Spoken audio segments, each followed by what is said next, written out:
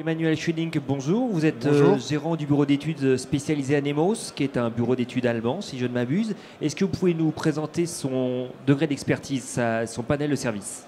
Alors tout à fait, donc à la base, Anemo, c'est un bureau d'études allemand spécialisé en études météorologiques qui a été constitué en 1990 en Allemagne, donc avec beaucoup d'expérience, qui est reconnu, accrédité par la plupart des institutions bancaires et des grands opérateurs sur le marché allemand. Et nous avons décidé avec les fondateurs d'Anemos Allemagne de créer une entité, Anemos France, pour développer le marché français qu'Anemos traitait déjà en termes d'expertise. Alors, qu'est-ce que vous proposez comme service? Alors, nous avons effectivement une longue expérience dans tout ce qui est réalisation d'atlas, d'études météorologiques pour le marché éolien et d'autres types de marchés. Alors, pas seulement en Allemagne et en France, mais sur l'ensemble du monde, puisqu'on accompagne les développeurs et les investisseurs sur des projets aussi bien au Chili qu'en Asie, en Afrique, enfin sur l'ensemble de la planète. Grande expérience et je dirais la valeur ajoutée, c'est qu'effectivement on travaille également en réseau, donc on apporte une solution complète sur la mesure du vent. Et donc ça c'est effectivement important, je pense notamment aux nouveaux acteurs du marché, c'est de pouvoir les accompagner tout au long de la mesure du vent, de l'installation des outils, de la calibration des outils de mesure également, qui est un point important, qui est parfois sous-estimé. Et donc effectivement, on a ce degré d'expertise en tous les cas.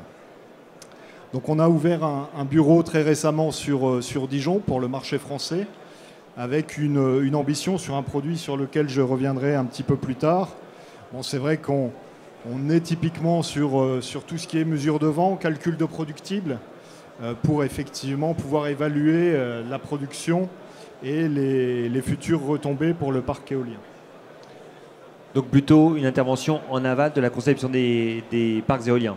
Tout à fait, tout à fait. On intervient en tant que conseil vraiment, je dirais, dans les premières étapes de réflexion, y compris de savoir s'il faut aller plus loin sur un projet ou non. Je dirais le premier degré d'étude, c'est effectivement, avant de s'engager sur un développement extrêmement coûteux, c'est à quel stade on va décider d'arrêter ou pas, de savoir si effectivement il faut continuer plus loin, s'il y a suffisamment de potentiel.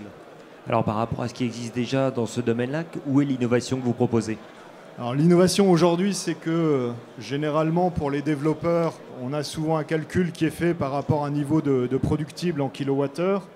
Aujourd'hui, on a développé un outil qui est un petit peu particulier, qui va au-delà, c'est-à-dire qu'aujourd'hui, on est en mesure de calculer le rendement, mais économique, du parc éolien.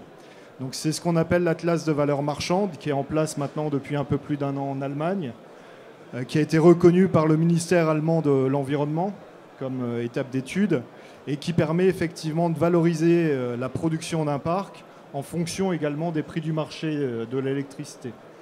Donc c'est vrai que c'est un sujet qui est d'actualité. Effectivement, on parle de plus en plus d'indexation, de rapprochement par rapport au prix du marché. Et donc c'est là-dessus qu'on a travaillé déjà depuis un petit moment pour produire justement cet atlas de valeur marchande pour le marché français.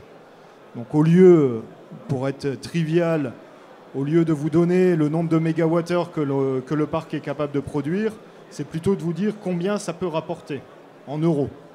Tout de suite, c'est plus tangible. C'est plus tangible. Je pense notamment aux banquiers, aux autres intervenants financiers. C'est vrai qu'aujourd'hui, on travaille aussi beaucoup justement avec ces acteurs du monde bancaire, parce qu'effectivement, ce ne sont pas forcément des spécialistes.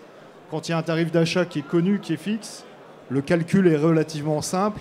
Quand on a des prix variables ou des prix de marché, il faut pouvoir effectivement déterminer la valorisation économique du projet. Donc c'est là-dessus qu'on s'est attelé pour pouvoir, avec un degré de résolution assez fin, être en mesure de déterminer à la fois le productible en termes de mégawattheures, mais en termes de rendement économique. Concrètement, ça ressemble à quoi? Concrètement, ça ressemble à quoi? C'est qu'aujourd'hui, on est capable d'analyser, je dirais, le projet et de dire en fonction de l'évolution des prix de marché, en termes d'indexation, effectivement, ce qu'on peut en ressortir éolienne par éolienne. Voilà, donc effectivement, on a une variabilité sur le coût du mégawattheure en fonction des régions, en fonction des besoins, des charges réseau.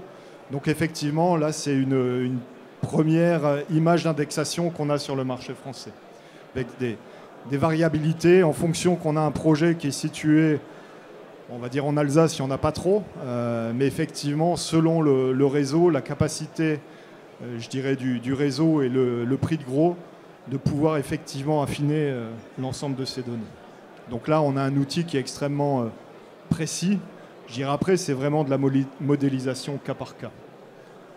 Je dirais même si la carte est très précise quand même de ce point de vue-là, la résolution est d'autant plus précise quand on analysera le projet en détail.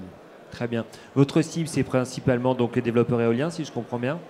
Alors aujourd'hui, on travaille effectivement avec les développeurs, mais on travaille énormément également avec tous les acteurs bancaires, effectivement, parce que ce type d'outil peut les aider dans la prise de décision de manière indépendante.